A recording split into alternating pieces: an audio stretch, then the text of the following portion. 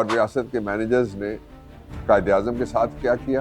جو ریاست کے مینیجرز تھے, ہمیں ایک کہانی کرائی جاتی ہے, وہاں سے ان کو اٹھایا گیا کوئٹہ کے باہر ایک جنگل میں زیارت میں, جہاں کہانی یہ کرائی گئی قوم کو کہ قائد اعظم کو وہ جگہ بڑی پسند آ گئی تھی. ایک خراب ایمبولینس جس کے اندر پیٹرول نہیں تھا, وہ 8 گھنٹے کے قریب رپورٹڈلی اس کو انتظار کروایا گیا کہ وہ شہر نہ پہنچ سکے. تو تاریخ میں پڑھائی جاتی ہے وہ فراڈ ہے, اور انہوں نے کہا تھا کہ میری تھیلی میں کھوٹے سکے ہیں.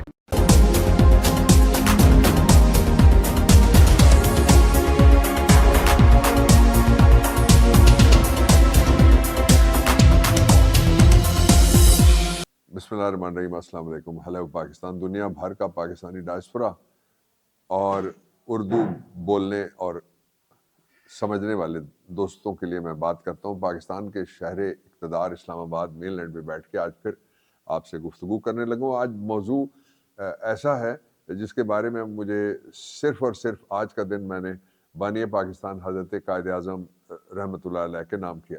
آغاز میں میری طرف سے قائد اعظم کے حضور ہدیہ تبریک ان کی قوم کے ایک فرد کی حیثیت سے اور قوم کے ایک بیٹے کی حیثیت سے یہ ہے کہ یوں دی ہمیں آزادی کہ دنیا ہوئی حیران, اے قائد اعظم تیرا احسان ہے احسان. پاکستان حاصل کرنے کے لیے ہم نے ایک قربانی کی ہے.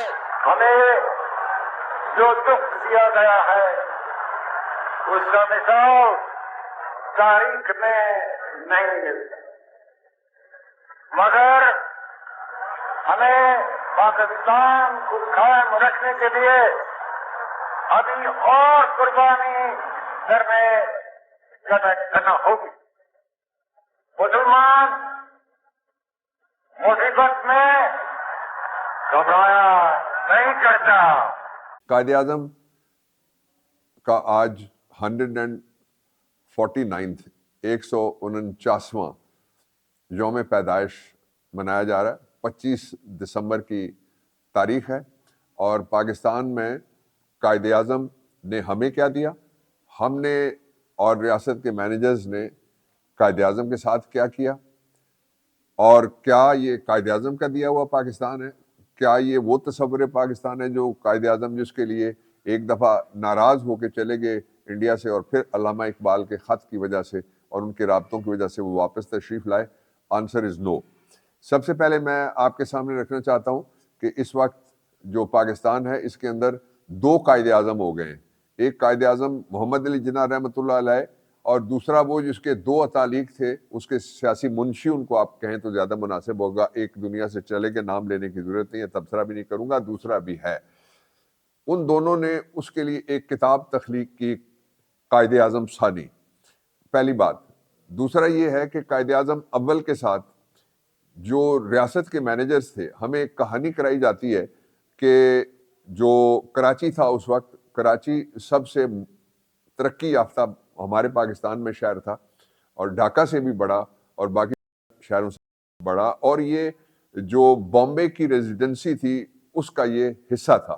اس میں اسپتال تھے, اور اس میں جو ریاست کا جو دارالخلافہ تھا وہ بھی کراچی تھا, اور جو قائد اعظم علیہ رحمت کی ریاست کے سربراہ کی حیثیت سے وہ شہر کے درمیان میں عین رہائش گاہ تھی. اور مختصر کروں تو میں 2 لفظی بات یہ کر سکتا ہوں کہ وہاں لائف سیونگ کے سارے انسٹرومنٹ وہاں پہ تھے. وہاں سے ان کو اٹھایا گیا کوئٹہ کے باہر ایک جنگل میں زیارت میں, جہاں ایک 2 منزلہ لکڑی کی ایک کیمپ بنا ہوا تھا, زیارت ریزیڈنسی گوروں نے بنائی تھی, اس میں شفٹ کیا گیا, اور کہانی یہ کرائی گئی قوم کو کہ قائد اعظم کو وہ جگہ بڑی پسند آ گئی تھی. اور پھر وہاں سے ان کو لایا گیا, اور لانے والے جو ہیں وہ سربراہ ریاست کے لیے ایک خراب ایمبولینس جس کے اندر پیٹرول نہیں تھا. یہ سارے واقعاتی شہادتیں, یہ سرکمسٹانشل ایویڈنس, اور وہ 8 گھنٹے کے قریب رپورٹڈلی اس کو انتظار کروایا گیا کہ وہ شہر نہ پہنچ سکے. اور اس طرح سے اس کو جو کہتے ہیں مین سلاٹر, کہ کسی کو مرنے دیا جائے یا کسی کو مارا جائے, اس کو کہتے ہیں ہومسائیڈ.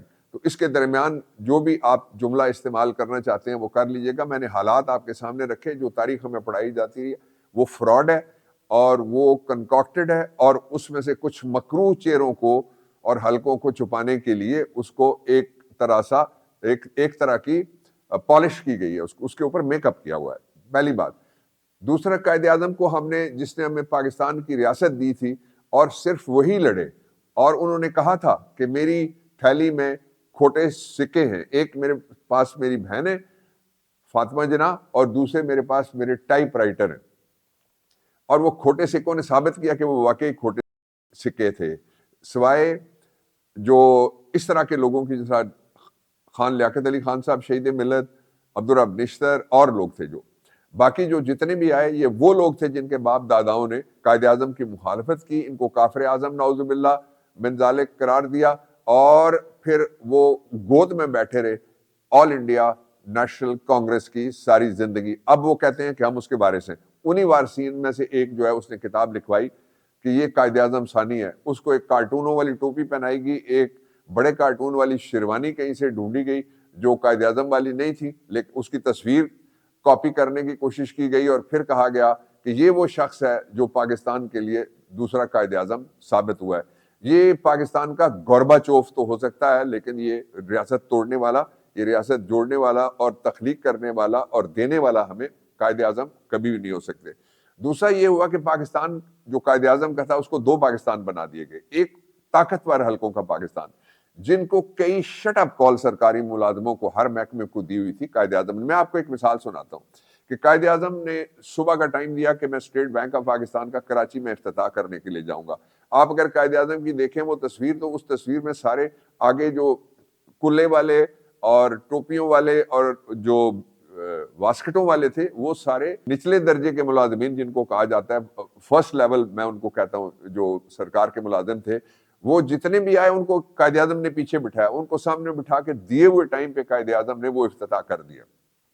یہ تھا وہ شخص جس کے لیے اب دو ریاستیں، جس کے بچوں کے لیے اور جس کے ماننے والوں کے۔ ایک ریاست وہ ہے جو اس کے وارثوں کو، وارث کون ہوتا ہے؟ بلڈ ریلیٹڈ لوگ جو ہوتے ہیں، آپ کا جو فرسٹ بلڈ ہوتا ہے وہ وارث ہوتے ہیں، ان کو بھول گئے، ان کو رہنے کے لیے پلاٹ نہیں، اپنے محلات بنا لیے سب نے۔